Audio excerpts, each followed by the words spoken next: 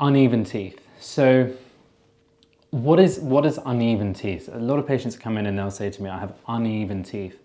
And that could be the edges are uneven, it could be that the existing dentistry is uneven, it could be that some teeth are small, some teeth are big. So in this case, let's have a look at this case. We've got uneven bite, we've got uneven existing composite bonding, we've got uneven edges on the teeth, we've got a baby tooth which looks uneven. There's quite a few things going on. This is difficult because the first thing that sometimes we might think is, okay, well, let's have some orthodontics to move that tooth forward. Let's move that tooth forward with a brace, some Invisalign or something like that. The second might be, okay, let's change the bonding on these teeth. Let's just renew it, make the shape a bit better. And the challenge we have is we have a baby tooth here. Now, it's a decent tooth. It's strong. It's got a good root. Is there something we can do to actually rebuild that? Maybe. Maybe it's not strong enough to handle it. So we have to perform those initial foundation tests first before we make a treatment plan.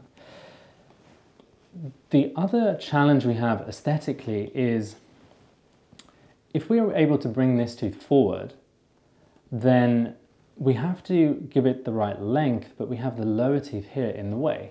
So we have to find a way of what we call jumping the bite. This is what dentists might call a cross bite.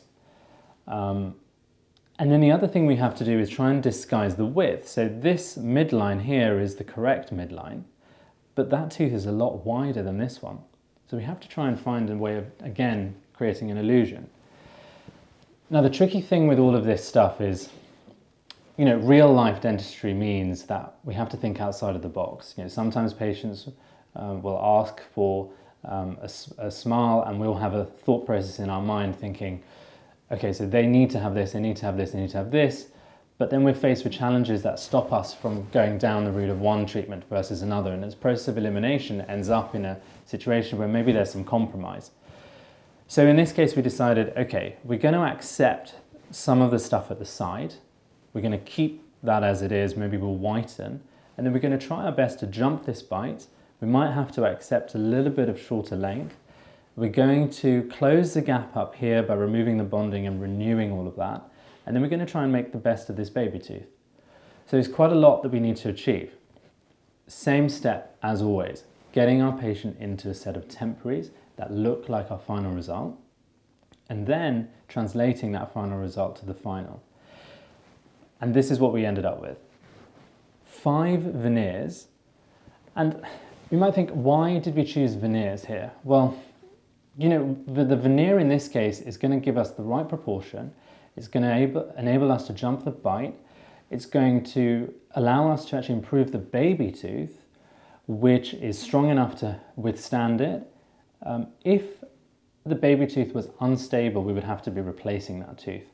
But if we have an understanding of function and bite, we're able to improve that tooth without actually creating any kind of further damage or any kind of loosening of a weak tooth. So we chose veneers because I think in this case we have been able to achieve everything we wanted to achieve, still making it look natural, still being minimal. We barely had to touch the teeth, and just understanding how we were able to use the material to its best advantage and design the shapes of the teeth to look real. And we managed to do it with just 5. So I think overall a good result, and another really, really natural one. A tough one, but natural.